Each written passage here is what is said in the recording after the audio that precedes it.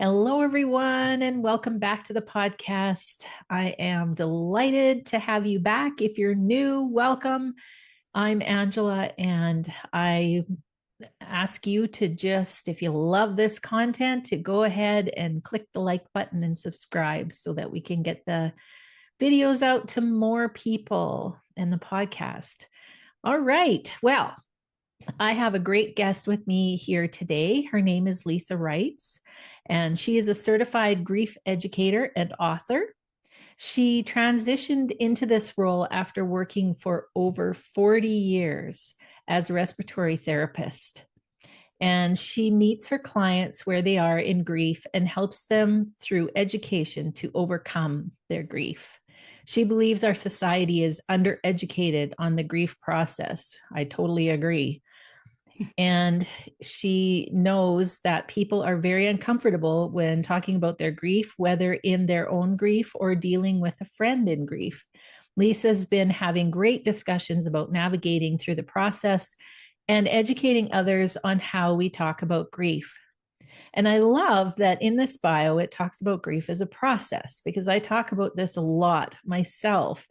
I always thought that grief was an emotion, and I found out it's a whole lot more than that. Yes, yes, it is. Yeah. So thank you for taking the time today and welcome to the podcast. Well, thank you for having me. I'm excited to be here. I think we're going to have some great discussions today. Absolutely. And, I think a lot of people avoid grief. Like you say, it's really hard because we weren't raised to talk about it. And it seems like if you talk about it, you might catch it or something. And so it's like Right? this thing. And then when you do have to encounter a challenge, a big loss, then we have no idea what to do or how to help each other or where to turn. And so Right. people like you are really important. Well, thank you. Yes, I agree. I say this all the time that growing up, grief was just not something you talked about. Like, I think you put it well. You think it's an emotion, that emotion's supposed to go away. But, Mhm. back in the day, our parents, we never talked about it. We weren't allowed to go to funerals. We weren't, I guess people just didn't want children to be sad. Yes, They weren't supposed to learn what sad was. So as now we're growing up and realizing that grief is a process and there's a lot of steps to it. People will have to learn to get through that because it is a process and it can take a really long time to go through. absolutely. Yeah. And I think that was one of the most frustrating things for me was that there was no timeline. Hmm. And so my, traditional educator type self just figured, I'm going to do X, Y, Z, and then we're going to move through this thing. And they're like, yeah, no, not quite. That's not quite how it goes. And I was like, well, you mean you can't even tell me when, this is going to feel better? And they're like, Hmm. no. Right, exactly, exactly. And people, I know people that they're a couple years out and the holidays are coming up and they'll get to this time of year and they get sad again and they're not sure why. And it's like because it's just you're missing that person and it's okay to miss that person. Yeah, You're allowed to have those feelings. You're allowed to miss the people or the situation you were in, because everything kind of starts to look different. I know we talk a lot about grief in death, and I wrote my book about my divorce, going through the entire grief process through my divorce, and not realizing that there was a process, but I did hit all those buttons. In the beginning, there was the denial when my husband left. And it was like, oh, wait a minute, that's not really happening, right. and you get angry. And I tried to bargain him back. I spent a long time trying, oh, come back, and you don't realize these are all stages of grief that you're going through, and then learning how to move on past that, find myself again and kind of start myself over again into moving into acceptance to realizing this is the way my new life was going to be. And now what was I going to do about it?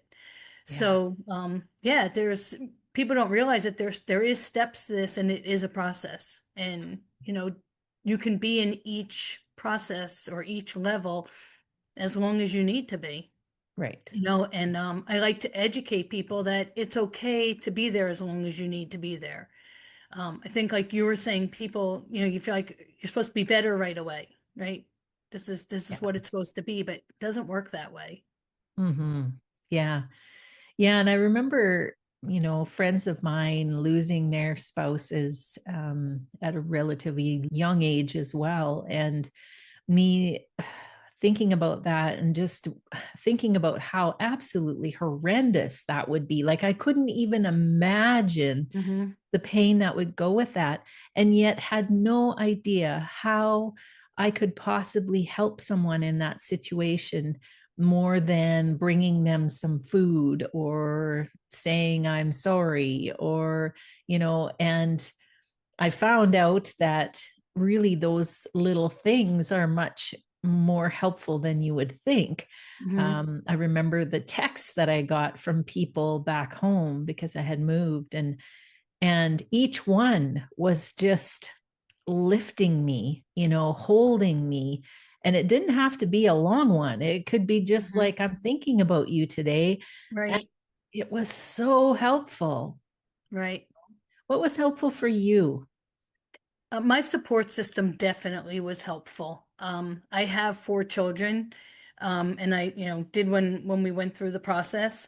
My support system was very important to me. I tried very hard not to put my feelings out in front of my children. I never tried to cry in front of them. I didn't want them to see me sad. I definitely didn't want them to see me angry at their father, being that was still their father, Right. and I kind of was trying to figure out how to do that, But yeah, I think, thank goodness I had people to talk to. Um, and, most of my support would just sit there and just let me scream it out or, say what I had to say.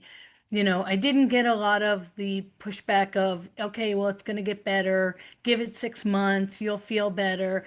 My support system definitely didn't do that. I feel like I got a lot of the uplifting messages or, hey, come on out with us tonight, or let's go see a movie, things that I needed, that really helped. And knowing that my support system was there was really important, Right. for me. And I do tell people, even on the podcast, if people are listening, if you don't have good support around you, find someone to speak to. That's what you and I are out here for.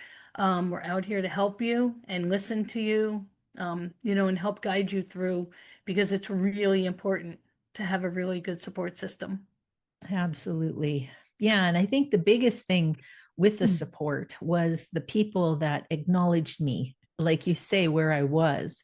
Mm-hmm. And I know in your bio, it talks about you meeting people where they are. And I think that's probably the most important thing, because we expect people to move on, and we expect people to just get better with time. Mm-hmm. And I find that for sure that happens, but not until we've been acknowledged in the pain that we're in. And until that happens, it just seems like that healing just can't take place. And whether it's you acknowledging yourself in your own pain or somebody else Mm-hmm. helping you Telling through you. that. Mm-hmm. Yeah. Exactly, exactly. And yeah, by me meeting my clients where they are, it's, again, they could be anger, they could be bargaining, they could be in acceptance. And I always explain to them, I feel like these stages of grief are like a ladder. They don't always come in order, but you climb that ladder to try to get to the next place, and sometimes you fall down and you go back to another part of it, and that's okay. And we'll find you there, and we'll help you with some coping mechanisms to get you past there again. It's just really important to be able to hold somebody's hand and walk with them as Mhm. they go through the process. Yeah. And it's funny because um, when I was initially going through the grief, I thought that if I just did it on my own, I'd be okay. If I could just Hmm. go in my room and cry, I would just, kind of move through it myself. I could figure it out. And after about 3 months, I realized No, this was not going in a direction that I wanted it to. Mm-hmm. This the sorrow was still very much there, and I felt like I wasn't making a lot of headway. And I would Mm-hmm. say in the first meeting with my grief coach, it made the hugest difference. And I was so terrified to go to that meeting Mm-hmm. to meet with her. Do you find that with your clients as well? I do. They get nervous. I think they don't know what to expect, and some don't want to really talk about or say where they're at. Just worried that someone else might pick on to how they're feeling. And again, it's okay. I try to lead them in with some questions to make them comfortable. But I do have some clients a week or two in, they'll be like, I'm so glad I'm talking to you. It makes such a big difference. Even people who are a year out because some of their support systems have gone back to regular life and they don't want to listen to them talk about how they're feeling anymore. Right. It's that you need to get past this or you need to move on or, they're in a better place. You're good. Just, get a hold of yourself, Yeah. and they don't have to. Yeah. Yeah. You don't have to. Exactly. Yeah.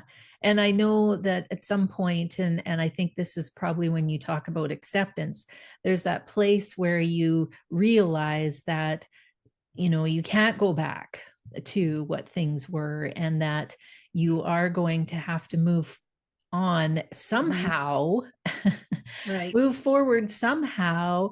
And that realization is tough because you need to do something, you need to move, but you have no idea how. And it's so scary because you really identify with who you were, and you have Right. no idea who you are going forward. Right. And I think that's very true with a breakup, or a divorce.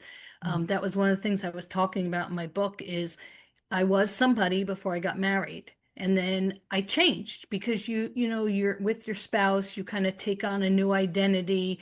I Mhm. became a mom. I was now raising my children. I took on different roles in my life. Not that I would ever say I don't like them. I love those roles. But when I was back now on my own again, I had to really dig deep and be like, okay, who were you before? Because, for 18 years, I was a different, not to say a different person, but I, started to take on a different role in my life. So Mhm. I needed to find myself again and, maybe go back and do crafts or whatever the things were that I like to do. I was still in there. I just Yeah. had to pull myself back out and move on a little bit from that. And again, that's just moving on into a different stage. I always tell people you can hold joy in one hand and grief in the other, but you need to be able to balance both. Because it's okay to still have your grief, but yes, you want to learn how to go to acceptance and understand that the realization this is my new life. And Right. now what do I do? How do I do it? Right. Where do I start? How do I, whether it's a spouse passing or, my mom died in March. This is our first holiday Mm. without her. And how is that going to look? It's going to look different. Yes. It's definitely going to look different. So you just got to think about how do I want it to look? Hmm. Yeah. Yeah. And do you find, going through your divorce and going through the process of grief and learning, you say you took your certification from David Kessler, which is Mhm. amazing. So you pick up some tools, Mhm. and those tools end up being such a great help in grief, but also in life. It seems like those skills can be used at any time. Mhm. What kinds of things really help you when you're in that state of sorrow or missing them? I really think it just depends what I'm doing in the moment. There's a lot of times, even today, that, maybe I'm attending something, or for instance, one of my daughters got married, and, my ex and I were both there, and at this point we are very we're able to talk, we're able to dance together. Like we have a very good relationship. Our kids think it's crazy and they think we're the craziest family, but it gave me a lot of peace because I did not want to sit there and be angry at him. If I Mhm. had to sit at that wedding and look at him and be angry, what kind of time would I have had? Right. So using that and having, again, with the acceptance and being able to deal and be in the same room with him, it just made that function so much nicer. But sure, when a holiday comes up, I think about our old holidays when we used to sit around the table and get up in the morning with the kids for Christmas and we were one big happy family. Where did we go wrong? I still think about that because I don't think that's ever going to go away because those are memories and those memories are still there. Right. You know, Yeah. my And kids will look at pictures. My kids will look at pictures today, and now the joke is they look at pictures and they're like, "Oh, this is pre-divorce. This is post-divorce. This was pre-divorce." It's like we kind of chuckle when we look at stuff, but I guess if we can laugh about it, right? And that's how you learn to move on and get past stuff. I mean, again, how would it be if I'm looking at these old pictures of our family together? I have a whole different life now. I have a new husband and he has kids and our kids all get along but there is still that other life that was there. It's not going right. to go away. Right. Yeah. And do you find that there's a softening when you look back? I know now when I look back at pictures and things, it's not so emotionally Hmm. charged. It's more of um, a gratitude or, Hmm. a love that carries on. Right, right. And yeah, exactly. Like I was saying with the memories, it's there and again, it happened and I can't take that away. I mean, we went to places, we went on vacations, the kids are looking at pictures. Yeah, we were a happy family then. And I'm sorry it's not now and things look differently again, but we still can think about and enjoy the times that we did have together. Oh, remember when we were that and dad did this? Yeah. And sometimes my kids challenge me and they'll call my ex and they're like, Mom said and he'll be like, oh, yeah, we did that. Like, you know, eh, we can laugh about it, and it's not horrible to look at things and be sad or angry or, go back to that place that I don't ever want to be. Mhm. Yeah, for sure. Yeah, that's amazing. So, um, tell people a little bit more about how they can access your resources. I know you have a book and Hmm. you have clients, you work with people. So, tell them a little bit more about that. Yeah, so I do have a website. It's lisaritesgrief.com. Um, and everything you could possibly need is on there. There's links to my book. There's links for a free session to find out if support is something that you might need. I do have free resources also on that website. There's links to some of my free ebooks that I've written, support ebooks that you can get. So there is a lot of information out there that you can get. And then again, if you feel like you need to talk to somebody, there's information on there about how to get in touch with me.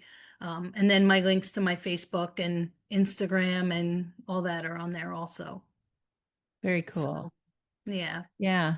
And what would you tell people, if they're sitting on the fence right now and going, I Mm. don't know if I should do this? What would you say to them? So I say to people that are on the fence, reach out to me and book that free session. Mhm. And let's take that half hour to talk and see if support is what you need. I'm not the type, I don't ever pressure people, and I don't want people to be like, yes, this is what I need. You need to think about it after we talk, but find out where that person is, find out where I'm at, and see if that's something that you would want help with. That's always the best thing I tell people. That's what that free session is there for, to kind of see if people are a fit and if it's what you want. Because you Yeah. may do the session and be like, yeah, no, this isn't for me. And that's fine. It might not be. 6 months Mhm. from now, it might be. You Right. know, that just depends where you are in your healing. Absolutely. And do you take people at any stage of their grief? I do. I deal with most griefs. I don't deal with suicides, because I have not personally experienced that. And I like to work with clients where I've experienced something or something close to what they've experienced, so that it's easier to work with people. Mhm. So there are some, like, suicide like that I probably wouldn't be able to help you, but I could steer people in the right direction. But yes, any stage of grief, definitely. And if you're in really early grief, like, and I'm talking really early, like a month or two, most likely my advice would be to wait a little bit before you seek professional support, because you still have some things you have to get through yourself. Mm. And tell me more about your book. What can people find in your book? So, what I tried to do with my book was I do talk about all the stages of grief. So, even if you're not getting a divorce, it could be a breakup and it could be any other stage of grief. Each chapter is based on a different stage of grief, and there's questions at the end of that chapter and some journaling pages. So, you might be able to feel where you are and be able to use that book to help you. Then there's each chapter will have a little bit of my story, which is sometimes funny, sometimes sad, just depending where I was at that time. But I am 95% sure that even if it's not a relationship, my grief book will help you, because the stages are the stages and feelings are feelings.